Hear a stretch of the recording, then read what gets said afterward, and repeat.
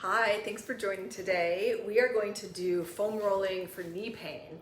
So before we begin, let's take a look at our knees in this Anatomy for Artists book. It was a gift from an artist client of mine.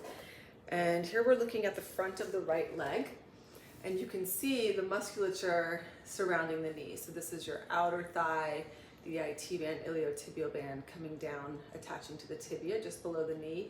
And then we'll take another look at this in a different picture, but here are your adductor muscles coming down and attaching just below the knee. So when we do the foam rolling, we're going to roll the musculature of the inner and outer thighs to alleviate some of the discomfort in the knee. So this would be the back of the right leg, and here you've got the glutes attaching to the iliotibial tract and coming down, and then all of these adductor attachments to the inner knee. And let's take one more look at actually two. So here's the outer thigh. You can see again, iliotibial tract coming down. There's your peroneals.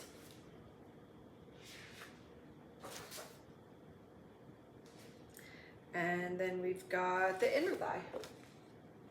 Adductors attaching to the tibia just below the knee. Okay, so grab your foam roller and let's get started.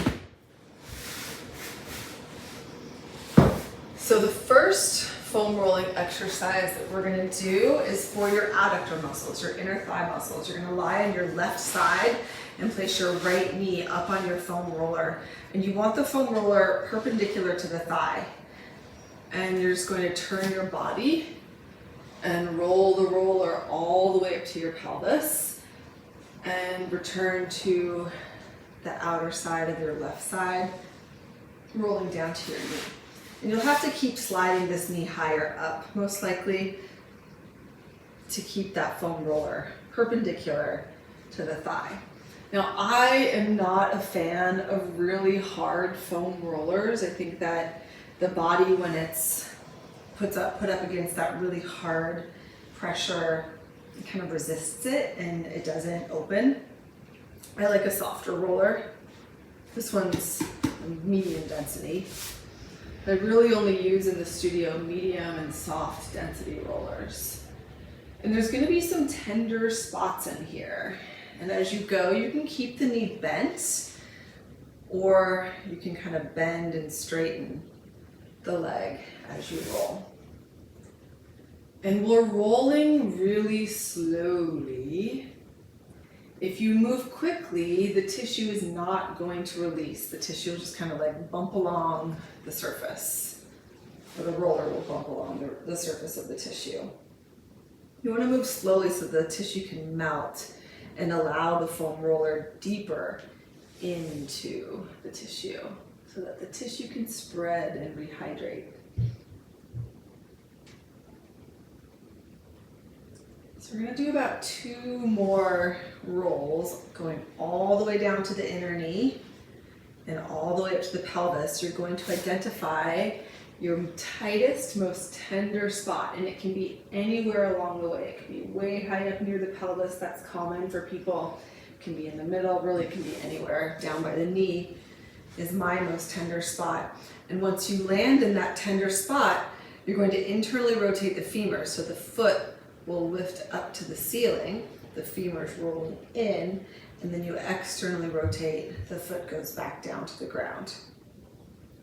And you'll just stay in that spot. Sometimes this kind of jams my shoulders, so then I just lie down. And you might even feel, like I do right now, there's like ba-bump, ba-bump as I go. My muscles are not releasing quite yet.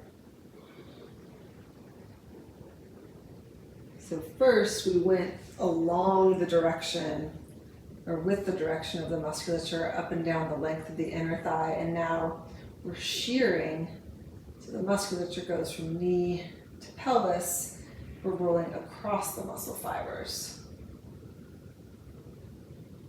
And then you can find your next most tender spot. I'm going to roll mine just a little bit down, and you'll internally rotate and externally rotate. That spot's actually not as tender as I thought it was, so I'm going to find another one. Yeah, right here's a good one, right in the middle. And I'm lifting my foot pretty high and I'm really internally rotating, so I'm actually getting a little bit of a quadricep, the muscles at the front of the femur, a little bit of a quad release as well.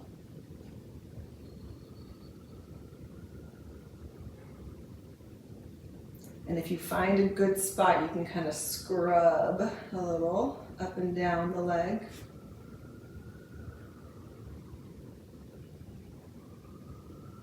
And if you need to spend more time on this leg, you can.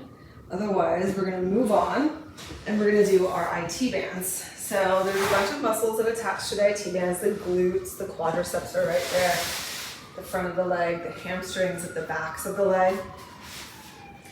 So this will affect those muscles as well. So you can have your feet stacked or you can step your top foot down, but I like to be on my forearm, and you're just going to move from your hip, your outer hip, your greater trochanter, all the way down to the knee. You don't want to roll on the knee.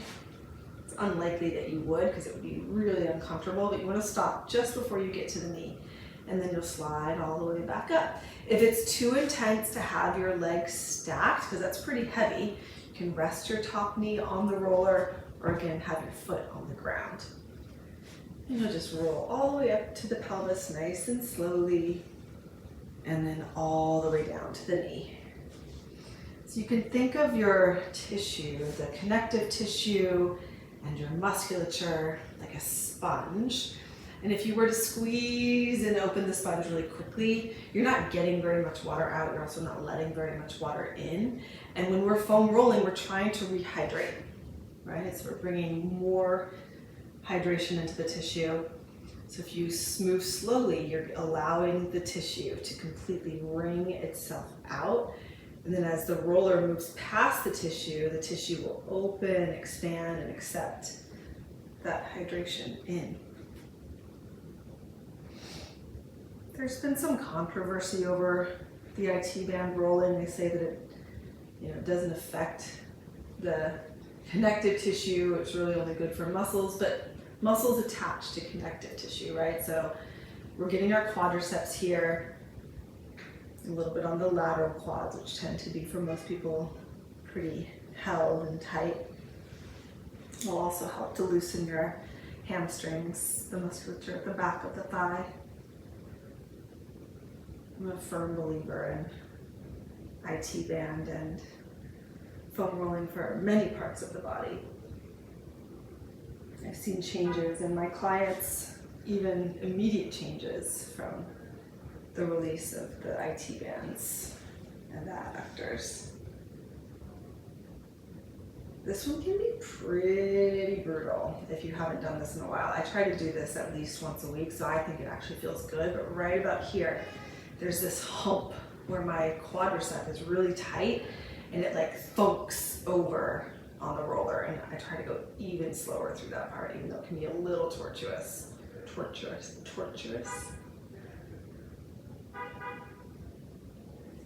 a lot of work to do this. Good oblique work, shoulder work, whatever elbow you have down. If you're on the right side, still keep pushing that right elbow down into the ground. Here we come along that really tight spot in the quad. Oh, it's starting to smooth out. It's not a bump anymore. It's ironing out the musculature. Let's do one more roll.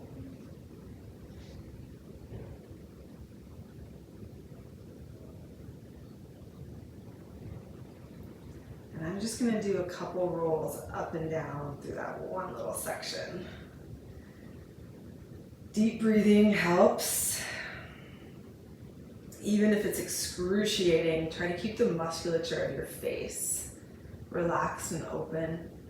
Your nervous system will take cues from your facial expression. So if you're, the nervous system is not going to release if you've got this exquisite pain, the rictus, that word, on your face. All right, last time all the way up. Or all the way down to the knee. Ooh, still pretty tight in there. And then one more time all the way up to the hip. Okay, you can press yourself off of your foam roller, sit for a second if you want to be elevated. If you have knee pain, you probably don't want to be just sitting right on the ground or on your knees. But sit or stand for a moment and observe the difference between the two sides.